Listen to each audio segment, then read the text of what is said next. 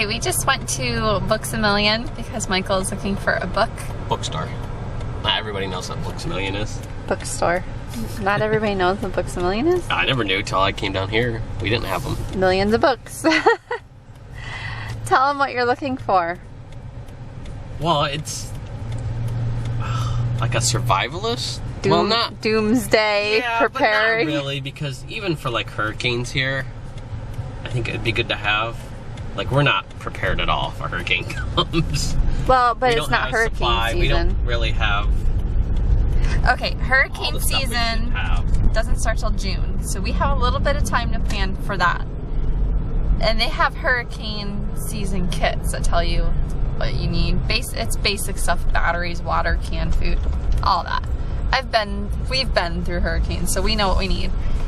But we've been watching Doomsday Preppers. The Doomsday Preppers. Ah, well, that's handicapped. These people are nuts. Oh, they're nuts. I'll say that. But, you know, it is kind of a good idea to be prepared and have your stuff and... Okay, I agree. You should be prepared for something, anything. Like have a few days supply of water and food and things that you might need. First aid kit type stuff. I agree with that. Take your time. Mr. Patient. Waiting for old people to cross the road. So, is that what you're wanting to do? Create a kit? It's more survivalist, like outdoor survival, just how to make fire, how to clean water, that kind of stuff. Which that's just cool to learn. It kind of got me interested in it, you know, watching those shows. When we went, should I tell them our camping story from the Grand Canyon?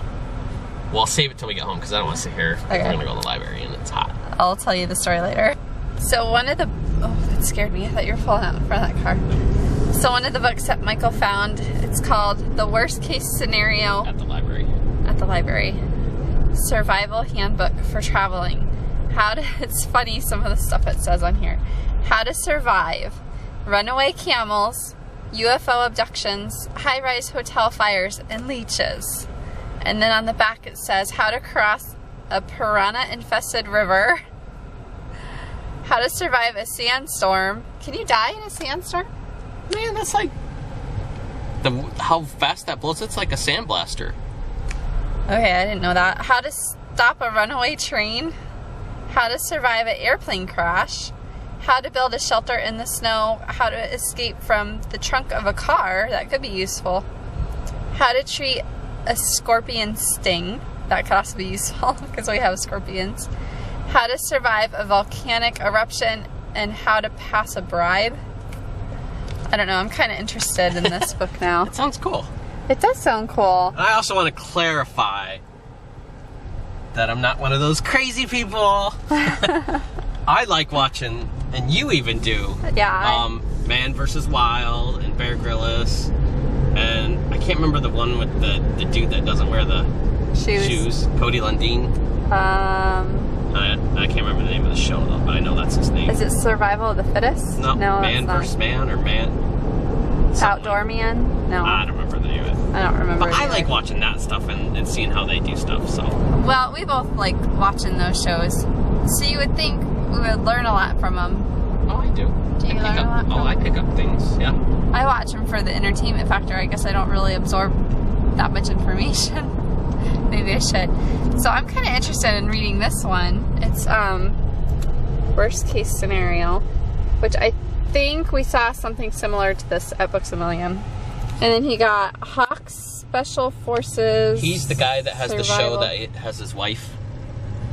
He takes him and that girl do it, and she's always complaining about everything. I haven't seen that. We've only watched it a few times. Okay, and then Wilderness Survival Handbook. So the story that I was going to tell was, we went to the Grand Canyon a few years ago. I thought it was something else she was going to say. So. Well, it's kind of part of it. It's a two-part thing.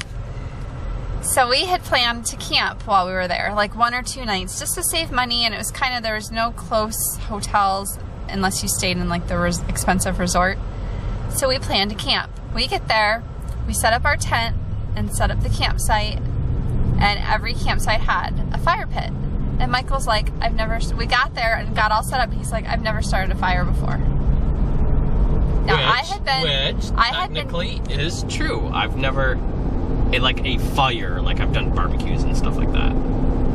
And I had been camping before, so I could probably figure it out. But by the time, I mean, it was getting dark and it was cold. And I think it got down to like 30 degrees that night. Are we going home? Do we have to go anywhere else? I don't know. Okay, we had to figure out if we were going home or not. So it had got down to what, 30 degrees that night? It was cold. It was so cold. And I couldn't sleep because I was so cold, which I can't really sleep very well when I'm camping anyway. And I ended up getting out of the tent and sleeping in the car, and I still didn't sleep. I was still awake. Like, I was shivering all night. So that was the part that he, right? I thought you were gonna say that about how you had to sleep in the truck because it was so cold. Me and Alex stayed in our sleeping bags and we were fine. Yeah, I had to get in the car because I was so cold and I couldn't get comfortable because I was just laying on, like, sleeping on the ground practically in the tent. But in good sleeping bags, decent. It wasn't comfortable at all. And I was like, we were supposed to stay another night, and I said, I can't do it again. I can't do it 2 nights in a row because I didn't sleep at all and I was so cold. I was miserable. And then I felt like I was getting sick. And normally I'm fine with outdoors. I'm not like a prissy girly girl, so, but it was pretty cold. Bad. It was pretty cold. Yeah. And then we didn't have a fire. It was cold. And we didn't have a fire, which, well, I don't think they let you have a fire at night anyway. Didn't they make you put it out? Yeah. But it's the fact I didn't want to build one. That's your whole thing. You thought I couldn't build one. I just didn't want to go buy the wood, especially since we were only going to stay the one night.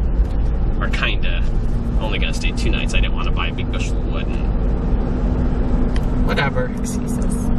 I just didn't want to. That's the whole thing. So by the time we set up our camp and everything, we were starving. And we had to drive outside of the Grand Canyon. It was quite a ways that you had to drive to go find, I think we went to Wendy's. No, it was just, we just had to go into the town, which really wasn't that far. Okay. Well, we remember it 2 different ways. Yeah. I remember it the right way. And I was fine with driving in town and having somebody else cook my meal because well, we had a long day that day. We did, and it was okay. We were okay with having to go. I thought it was funny because he was talking about building a fire, and I was like, you've never built a fire? I might have when we went to camp, but I don't remember. You don't remember how to do it? No, I don't remember if I for sure did it. Well, we learned all that stuff at camp. You need to use your books and learn how to build a fire without using like a lighter or matches. You need to build a fire. They have the flint things. What if you're stuck out in the wilderness and you don't have a flint? Magnifying glass? What if you don't have a magnifying glass? Think if you go out there and all you have are the clothes on your back. What am I doing out there with just the clothes on my back? How do you know? Maybe your plane crashed. It also tells you how to survive a plane crash. Okay, if the plane crashed, the plane's probably still on fire, so I can take some of the fire from Excuses. No. No, I'm thinking. No, I'm talking just the clothes on your back is all you have. Rubbing sticks.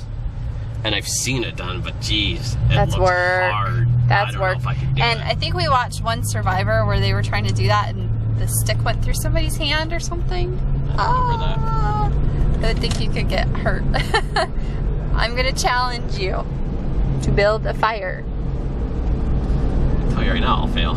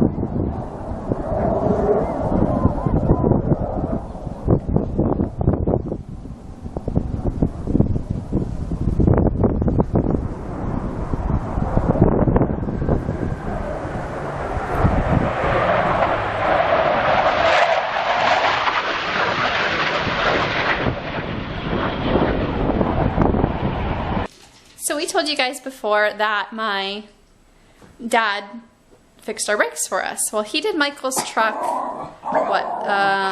Thursday, and he did my car today.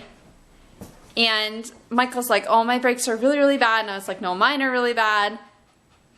The verdict, my brakes were way worse than yours. Did yours and yours weren't that bad? He said mine were way worse. You're hard on your brakes. Not really. You know how you barely touch on your pedal and it's like... Well, guess what? Huh. Now that he put new brakes on there, I went to stop. You barely touch it and it slams. Stop. So it's worse now. It's worse now because I have driving your vehicle. Because I have new brakes. I am not driving your vehicle then. No lie, the first day I bought my car, the sales guy took me to the gas station and filled my gas. I went to pull out of the gas station and I almost wrecked my brand new car because of the brakes, because they're so sensitive. I think I've told you guys this before. But now, like, they've worn down so you can push on the pedal harder, and I've gotten used to it. And today with the new brakes on the way home, you barely touch my brakes and my car just stops. So now I have to get used to it all over again. Mine, it's you gotta put some weight down on it to get it to stop. And mine had gotten that way because they were old. So, yeah, and my dad's so sweet. You know how your headlights turn yellow after a while? Do you know what I'm talking about? How your headlights turn yellow? They fog up. They get foggy and gross. He cleaned them for me, so they're all nice and new and clean. Wasn't that nice? That was nice.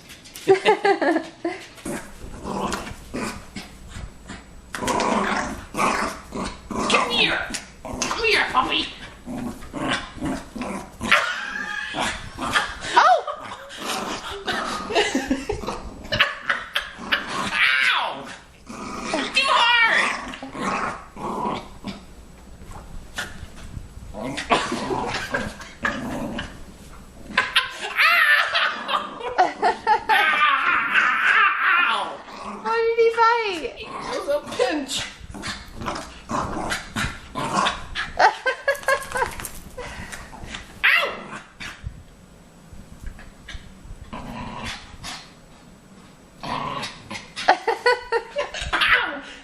Found me.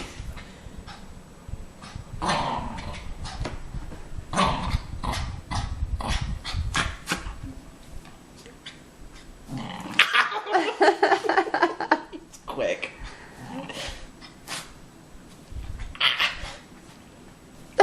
Why is he still under there?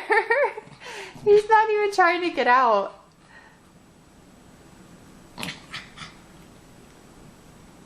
Oh, he gave up. Oh, poor Ed. He will. Daddy. Bite him. Give him. He's taking a break and then he's gonna sneak attack. I know how you work. Go get him. You bite Daddy. You talk about him sneak attacking. You're gonna sneak attack him. Come here, puppy! Come here!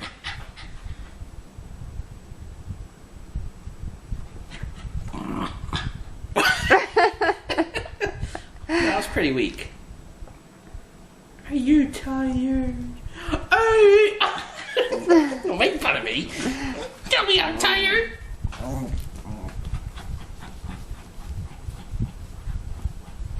He likes that though.